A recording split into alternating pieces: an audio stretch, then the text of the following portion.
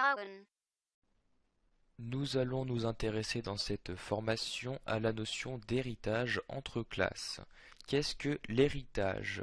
Grâce à cette fonctionnalité, vous allez pouvoir créer une classe à partir des attributs et méthodes présents dans une autre classe. Pour illustrer l'héritage, nous allons dans un premier temps créer une classe que je vais ici insérer dans le package héritage. Je fais ici un clic droit sur le package correspondant, New, puis classe comme ceci. Je vais choisir comme nom de classe utilisateur comme ceci, donc je rentre bien utilisateur dans le champ correspondant, je clique sur Finish pour créer ma classe. Dans cette classe, nous allons maintenant déclarer deux attributs, un login, un mot de passe. Donc ces attributs, je vais les déclarer en private. Il s'agit tous deux des chaînes de caractères. Donc ici, je mets private string login. Pareil pour le mot de passe. Je vais mettre ici MDP pour mot de passe. Les attributs ont maintenant été créés. Je vais donc pouvoir maintenant insérer les constructeurs. Je vais dans un premier temps insérer un constructeur vide. Je fais ici clic droit, source, puis constructeur utilisant les champs et je vais ici désélectionner tout. Je vais choisir de ne pas faire appel au constructeur super. Je coche donc cette case, puis je clique sur OK. Je vais maintenant générer le constructeur utilisant les deux paramètres, donc d'ici les deux attributs login et mot de passe. Je refais donc un clic droit, source puis constructeur, je vérifie bien ici que les deux champs sont cochés, je clique maintenant sur OK.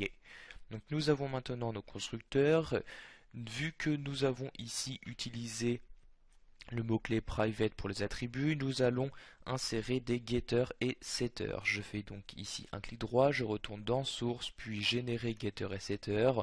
Je fais ici un select all, puis OK pour insérer. Donc j'ai bien ici un get login et un set login, pareil pour le mot de passe. Ici donc get mot de passe et set mot de passe. Nous allons pour finir créer une méthode dans cette classe utilisateur, une méthode que je vais mettre en public, qui va retourner une chaîne de caractères et méthode que je vais nommer menu comme ceci. À l'intérieur de cette méthode, je vais choisir de retourner une valeur, donc une chaîne de caractères. Je vais ici mettre menu utilisateur. Donc nous avons maintenant créé notre classe utilisateur.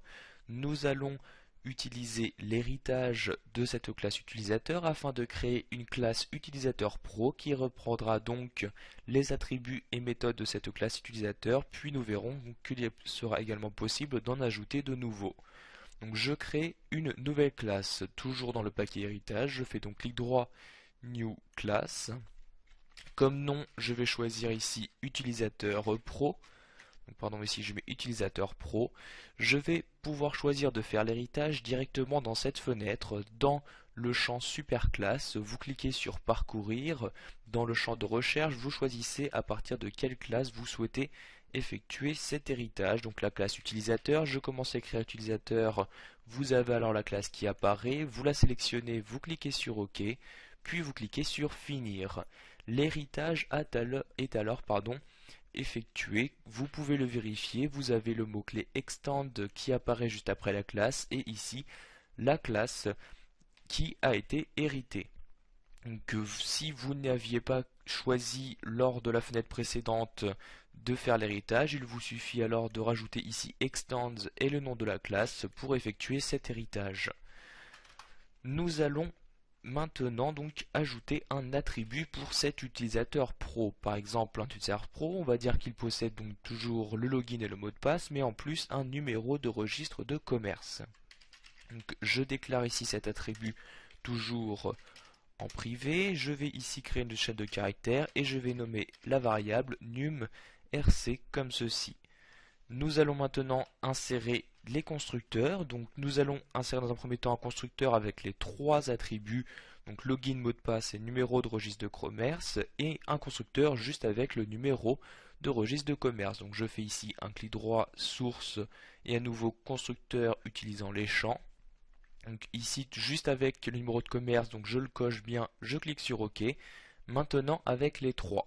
Donc pour cela je refais toujours clic droit, source, constructeur using fields, et nous allons ici choisir quel superconstructeur invoquer. Donc vous cliquez sur la flèche et nous allons ici utiliser le constructeur que nous avions déclaré donc, dans la classe utilisateur. Donc vous voyez ici un constructeur qui prend en paramètre deux chaînes, donc le login et le mot de passe. Donc je clique ici, je coche toujours bien numéro de registre de commerce, je clique sur OK et nous avons alors le constructeur qui a été créé. Donc, comme vous pouvez le voir pour le numéro de registre de commerce, nous avons bien donc l'écriture classique this.numéro de registre de commerce est égal à numéro de registre de commerce. Pour le login et le mot de passe, nous avons ici le mot-clé super. Ce mot-clé super va vous permettre de faire référence aux classes, ou ici aux attributs dans lesquels vous avez hérité. Donc ici, il s'agit bien du login et du mot de passe. Il nous reste maintenant à ajouter un getter et setter pour le numéro de registre de commerce. Je fais donc clic droit, source, générer getter et setter. Je coche bien ici donc la variable correspondante. Je clique sur OK. Nous allons maintenant également pour cet utilisateur pro ajouter une méthode menu qui cette fois-ci va retourner menu utilisateur pro. Donc pour cela, je fais un clic droit et nous allons voir donc qu'il va être possible de générer automatiquement cette méthode. Je me rends dans source et dans la partie override implements method, nous allons choisir ici la méthode menu. Donc je coche ici la case correspondante, je clique sur OK, la méthode est alors insérée. Donc nous avons bien ici public string menu. Comme vous pouvez le voir juste en haut, nous avons ici un arrobase et override. Cet élément est nécessaire car nous avons ici choisi de redéfinir cette méthode menu afin de choisir ce que nous souhaitons y afficher et non plus afficher donc le menu utilisateur comme nous l'avons défini dans la classe utilisateur, mais nous allons maintenant choisir d'afficher menu utilisateur pro.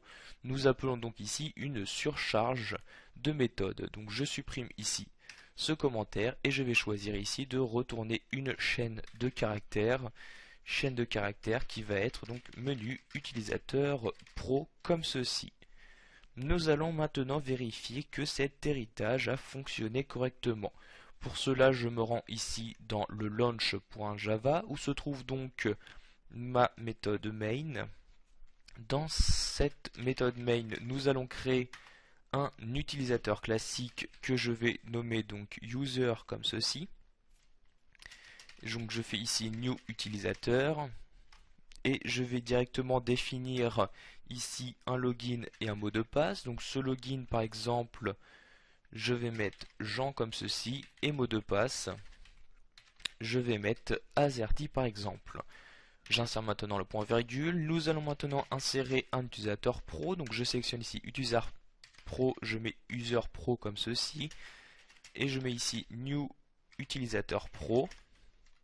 Et je vais également ici renseigner donc le login, mot de passe et bien évidemment numéro de registre de commerce. Donc ici comme login je vais mettre Kevin, comme mot de passe je vais également remettre ici Azerty et le numéro de registre de commerce.